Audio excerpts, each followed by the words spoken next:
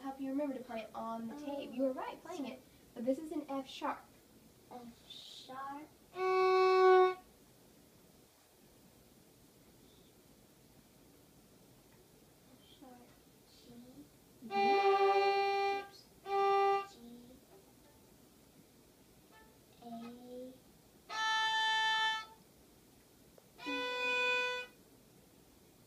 Think before you play this one. F natural. What comes after B in the alphabet? C natural. C natural, and you don't play that on the tape. You don't play that. Space for the C natural. So it's going to touch your B. C natural. Yes. And then D. Mm-hmm.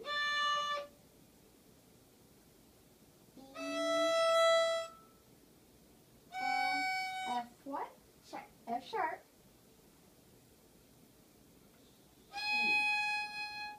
In the space. So it's not going to be on the tape.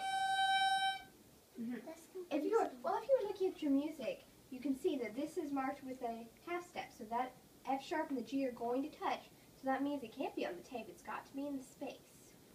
So once you kind of memorize these half steps, especially, it'll be a lot easier for you to remember when and where to play a high two and when to play a low two. Okay, so be sure you memorize these half steps. See, all your B's and your C's are going to touch. So that will let you know that you're always going to play a low C, a C right here, instead of a C sharp. Okay?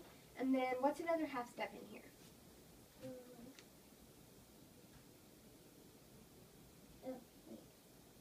That's a B and a C, yes. Now show me another one that's not a B and a C.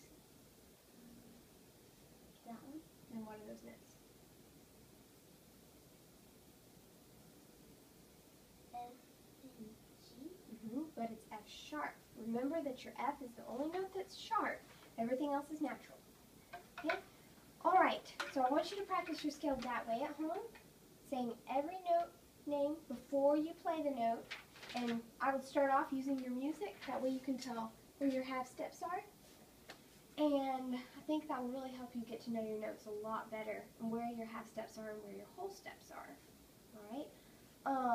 For instance, between your E and your F sharp on the D string, is that a half step or a whole step? Right here. Your E and your F sharp. It's a whole step. Yes, because you've got a space between your fingers. So you really need to kind of study those at home when you practice your scale. And one more thing about your scale, when you play it, I would like for you to have connected bows. So that means not stopping your bow after every note. So none of that. You need to practice connecting your bows, just like playing whole bows on an open string. You do that just fine. So